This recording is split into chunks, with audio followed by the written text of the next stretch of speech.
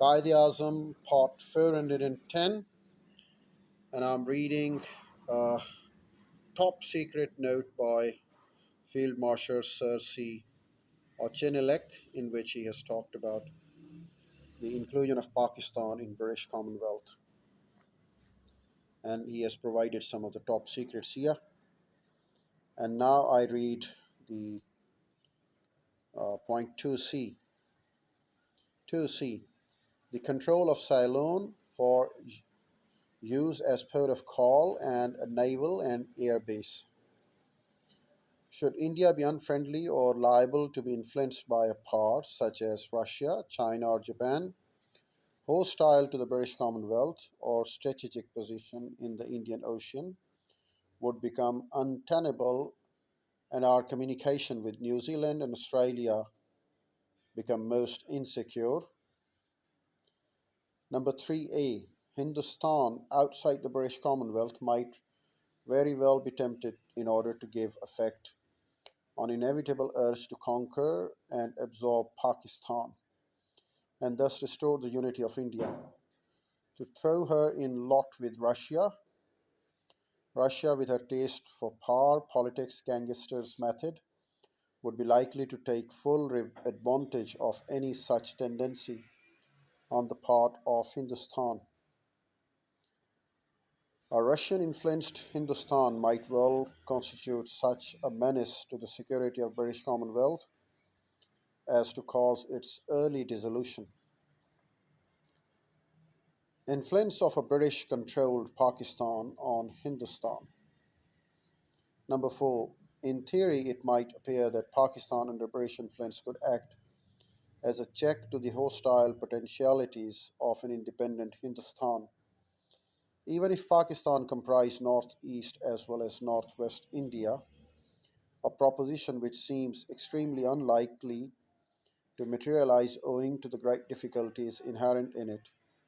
It is very doubtful if Pakistan would have the necessary resources in raw material, industrial production, manpower, and above all the requisite space to enable it to become a base for the warlike operations against Hindustan, supported and equipped by a hostile power such as Russia. If, as seems more than likely, Pakistan were to be restricted to northwest India, it would most certainly not be adequate as a base for the operations on grand scale. As atomic energy develops and weapons of all sorts, whether on the sea or on the land or in the air, improve, depth in the defense and adequate space for dispersion of the base installation, including industrial plants, must become increasingly essential in war. Our united India has these qualifications, as would an independent Hindustan. Pakistan, even if it includes northeast India, could never possess them. Number 6. It follows, therefore, that Pakistan, whether it has two zones or the northwest India zone only, will not provide the means by which British Commonwealth can hope to influence or coerce an independent Hindustan to keep it free of hostile foreign influence, so as to ensure the security of our communications through the Indian Ocean area.